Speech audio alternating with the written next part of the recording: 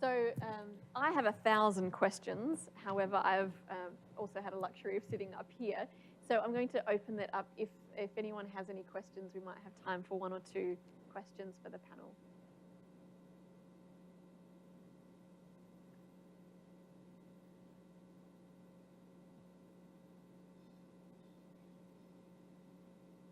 I see. Oh no, I thought I saw one coming. Well, last and final call and before I ask a question. Okay, here we go. I didn't want to take the floor.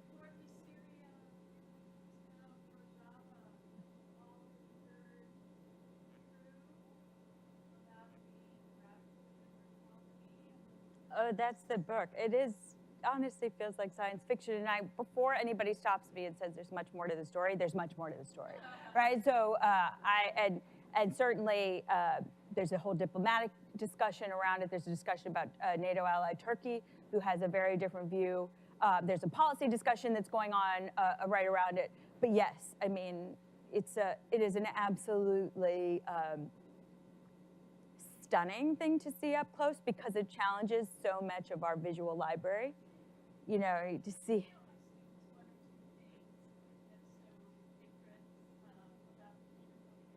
Well, so, I mean, what you see, first of all, let's just start with the things that people can't disagree on, which is just facts on ground. First is that you see women at checkpoints.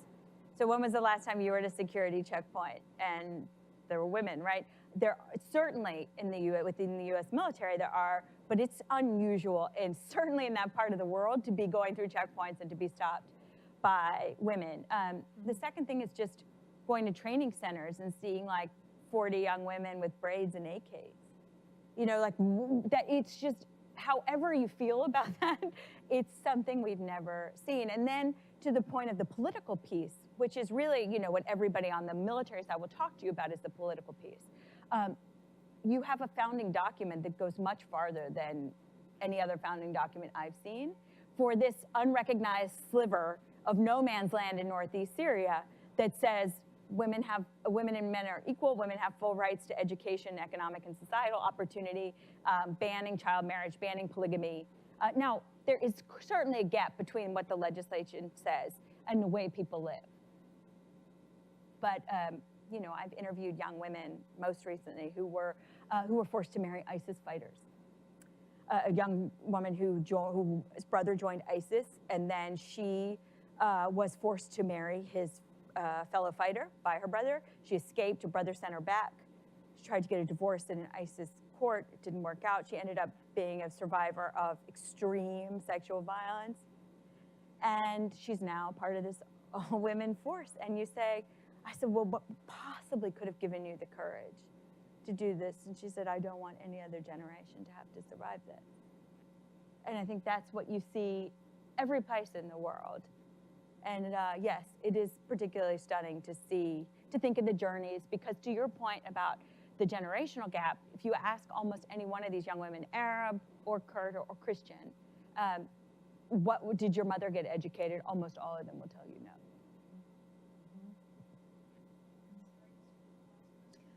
Okay, last call if there are any hands. There is one, please.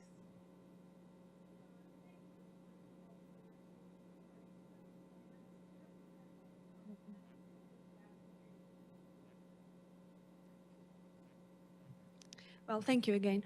I am a student of public policy analysis, second-year student at Bush School, from Georgia.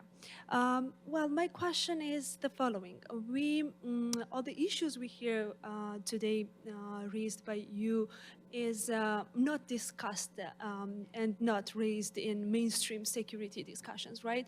And part of the problem is that when we are taught security affairs, international affairs, foreign policy, those issues are not included in the materials we learn.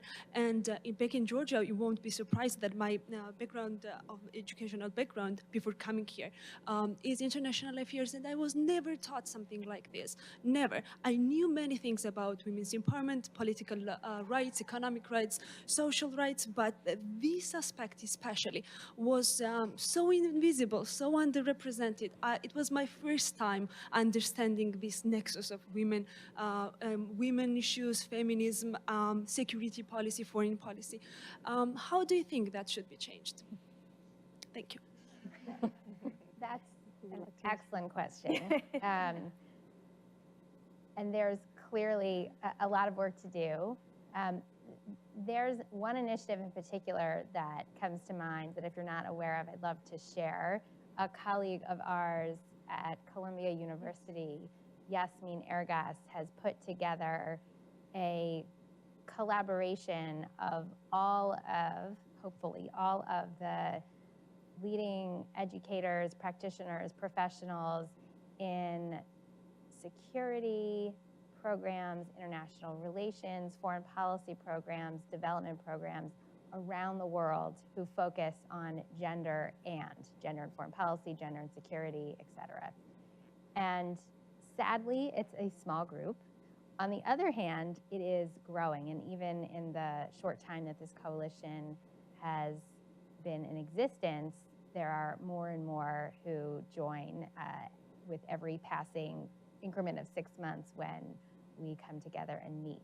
You know, I know from my own experience that the course I teach at Georgetown Law School on gender and foreign policy is the first ever course on that subject. Our former colleague from government, Ambassador Verveer, created the first institute on women, peace, and security at Georgetown University. And there are many other firsts. Certainly, Dr. Hudson has led the way with her own research. I think there's a lot that needs to be done, but every time I turn around, there's a new program. Hopkins just announced a new program recently. The course that I recently taught at Yale Law School, there's now conversation about expanding it. I was just contacted by the Woodrow Wilson School at Princeton last month about how we can take what we've done at Georgetown and at Yale and take it there. And this is not just in the United States, internationally there are folks who are part of this coalition and trading experiences and sharing curricula and talking about, importantly, not only what to teach, but how to create the will in university administrations to be as supportive as certainly this institution is, and we hope more will be. There's one important change that was made from a U.S. foreign policy perspective that I also want to make sure you're aware of. As part of the implementation of the first ever secretarial guidance on gender equality, which was enacted and issued by Secretary Clinton in 2011, the U.S. Foreign Service Institute created the first ever course on gender and foreign policy. And not only was a course created which Foreign Service officers could opt into as part of their continuing education, but the U.S. Foreign Service Institute went as far as to create an actual module on gender, foreign policy, and security that was then incorporated into the basic training for Foreign Service officers, for every Foreign Service officer that comes through those doors in the initial training curriculum. And that still continues today. That's really important. So when are we going to see the fruits of that education? It will take a while for folks who've sat through that course to come up through the ranks. But I think it's really an important and unrecognized change. And there are many opportunities, I think, to take these small germs of change that we've seen in academia, in government, and to help them spread elsewhere. Did anyone else want to comment on that? There's a textbook in the works too, also out of Georgetown. So great to actually have, you know, in addition to the, you know, the curriculum, et cetera, to actually have a textbook that people can hold on to and replicate and you know, use as a resource in other classes.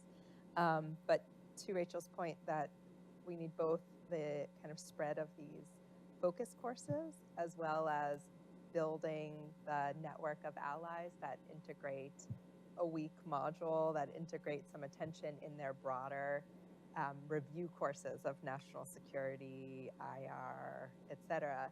And that, you know, I think there are more and more models of that, but that is a